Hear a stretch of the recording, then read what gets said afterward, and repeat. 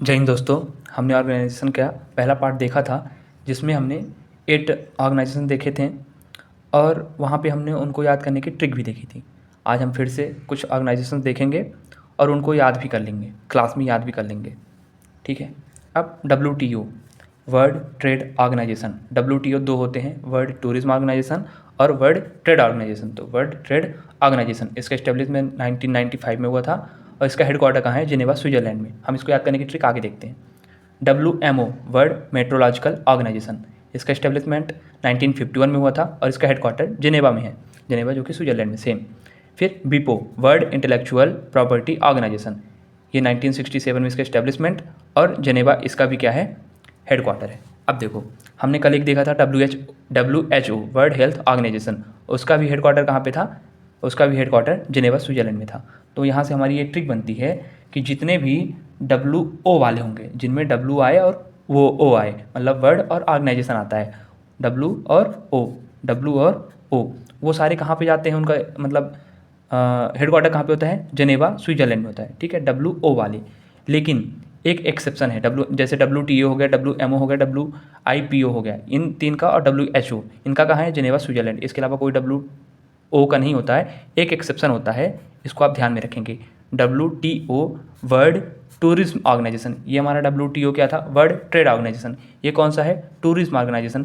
ये कहाँ पे होता है? 1975 में इसका एस्टेब्लिशमेंट और मैड्रिड, स्पेन में इसका हेडक्वार्टर है। ये आप एक्सेप्शन में याद कर लेंगे, जैसे केमिस्ट्री में एक्सेप्शन याद करते हैं, वैसे यहाँ पे भी हम क्या याद कर लेंगे? एक्सेप्शन में याद कर लेंगे इसको।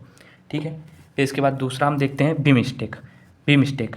इसका फुल फॉर्म क्या है? Bay of Bengal initiative on multi sectoral technical economic cooperation. यहाँ पे आप देखेंगे बे ऑफ बंगाल।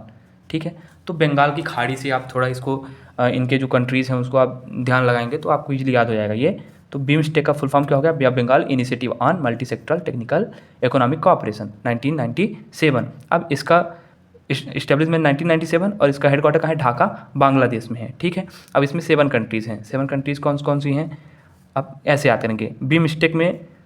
बिम्स्टेक यहाँ तक जो है 5 कंट्रीज़ के नाम आ जाएंगे। इसमें 7 है, 2 याद करने पड़ेंगे। B से बांग्लादेश, I से इंडिया, M से म्यांमार, S से श्रीलंका, T से थाईलैंड। ये तो हो गए। ठीक है, 2 याद करने पड़ेंगे, नेपाल और भूटान। इसमें भी कुछ नहीं याद करना है। बे ऑफ बंगाल से आप याद रखेंगे तो ये सारे ऐसी कंट्रीज़ हैं जो बे ऑफ बंगाल के पास में है। आप बे ऑफ बंगाल को देखेंगे जब मैप में तो आपको दिखेगा कि ये जो है तो उसके पास में है। ठीक है, म्यांमार के नीचे थाईलैंड है और ये म्यांमार जो है जस्ट बगल में है। ठीक है, ऐसे आप उसको मैप में देखेंगे तो ज़्यादा समझ पाएंगे।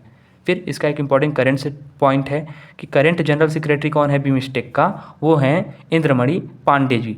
ये इंद्रमणि पांडे जी पहले भारतीय हैं जो BIMSTEC के जनरल सेक्रेटरी बन रहे हैं। ठीक है, अब हम एक और देखेंगे, सार्क को भी हम याद कर लेंगे यहीं पे। ठीक है, तो SAARC the South Asia association for regional cooperation, इसका फुल फॉर्म हो गया। फुल फॉर्म भी कई बार पूछ लेता है।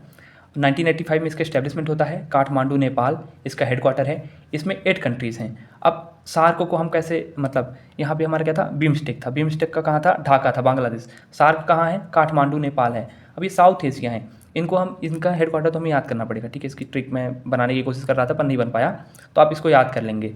अब इसमें 8 कंट्रीज़ जो है वो मैं कंट्रीज़ याद दिला दूंगा। जैसे मैंने BIMSTEC की कंट्रीज़ याद करा दी है, वैसे ही सार्क की कंट्रीज़ याद करा दूंगा।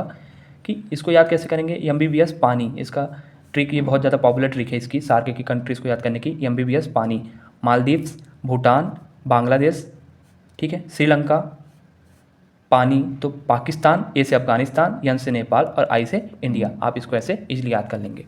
धन्यवाद।